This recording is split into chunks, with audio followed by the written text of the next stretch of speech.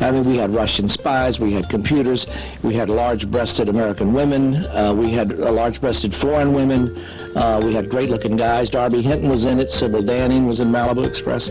We had a great time. Andy Sidaris was a unique figure in the world of filmmaking.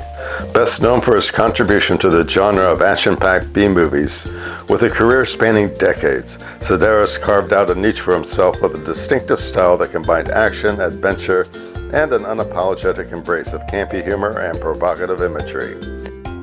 Andy had spotted me out at the Playmate Olympics, and he hired me because of my athletic ability. He saw that Playmates were not only attractive, but they also, I've always been an athlete, okay? I've been an athlete, I ride motorcycles now, and I was a gymnast for many years. And to work in an Andy Sidaris film, you need to be athletic, because not only does he work you to death, but we do all our own stunts. His work, though often polarizing, earned him a dedicated fan base and a lasting legacy in the realm of cult cinema. You know, I think that the lovely thing about these films is that you have to see them again, not only because the people are so beautiful and the places are so glamorous, but because you do kind of get dazzled by the visuals. The plots, while they are not complex, and we're not going to, go after a Pulitzer, they're fun. They really are fun. Born on February the 20th, 1931 in Chicago, Illinois, Andy Sidaris grew up with a passion for storytelling and sports. He graduated from Southern Methodist University in Dallas, Texas, where he cultivated an interest in television production. Sidaris began his career in the entertainment industry as a director of live television sports, most notably pioneering innovative techniques in sports broadcasting. The first movie I did, believe it or not, was a documentary film with James Garner called The Racing Scene, way back in about 1968. And we filmed that. We followed his race team all over the United States, and his race team won the first race. That was the Baja 1000 in his category. They came in third in Florida, down at Daytona. They came in fifth at Sebring. They came in 13th in another race, and then they crashed. So most of the times you see a movie where they start at the bottom and go to the top. We started at the top, and his whole race team crashed at the end. So it was a different kind of a picture, but it was very realistic. It was a documentary feature for Filmways. And in the 60s and 70s, Sidaris worked with major networks like ABC, where he directed coverage for events such as Olympics and professional football games. His work in sports television earned him acclaim, including an Emmy Award for directing ABC's coverage of the 1968 Summer Olympics. Sidaris made his directorial debut in feature films with Stacey, a low-budget thriller that set the tone for much of his future work. I did a picture called Stacey. Following that, I did Malibu Express. Now, Malibu Express is Stacey with the male lead. And Stacey was so good that I felt that it demanded to be remade. And Malibu Express, now that was what we have come to expect as the Sidaris film, with the secret agents and the boats and things exploding into girls. I've had people come to me years after they worked in the picture and ask me what was the plot of that movie. And of course, they ask me, what is the movie about? And I said, it's about 94 minutes. However, it was in the 1980s that he truly found his stride, launching a series of films that came to define his legacy.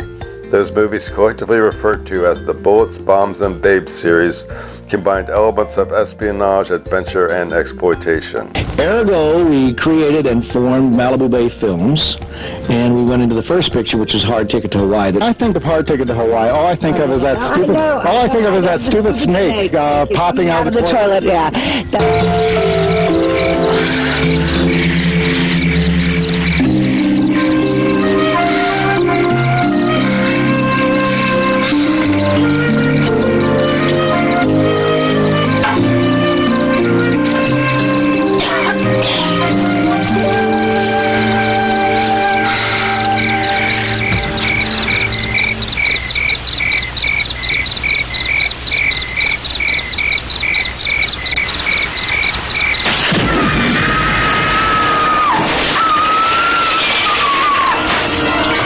see Hard Ticket to Hawaii with the mutant snake? I mean, I love that snake. I love that guy. And Lynn Swan came to the screening, and we were talking. They said, "Hey, I hear there's a snake in this picture." I said, "Yeah." They said, "What do you think?" I said, "Man, Andy, me and myself, I'm afraid as hell. I'm terrified by snakes." And both of them said they're terrified for snakes. Well, they came to screen. It was a small screen, about 40 people. We were screening just for some special buyers, and they happened to be pals of mine. They came by. Well, Lynn Swan dove under the seats. He was screaming, "My God, this snake is!" And Marcus almost covered his eyes. These films often featured recurring themes of daring missions, exotic locales, and a cast of physically attractive protagonists. Sidaris developed a reputation for casting Playboy playmates and fitness models in leading roles, pairing them with over-the-top villains and explosive action sequences.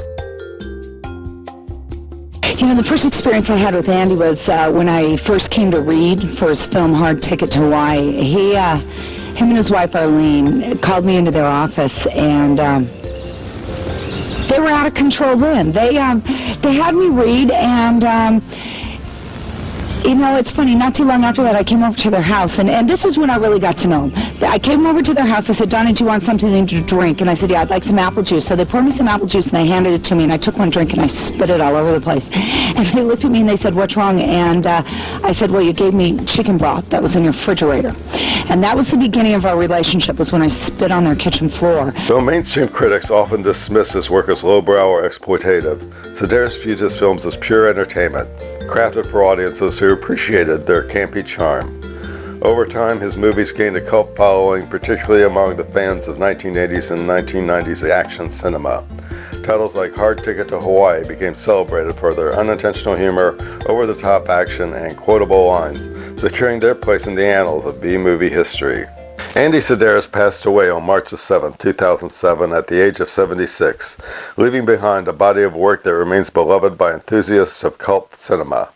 His films, though often derided by critics during their initial releases, have been reevaluated as quintessential examples of 1980s and 1990s action exploitation.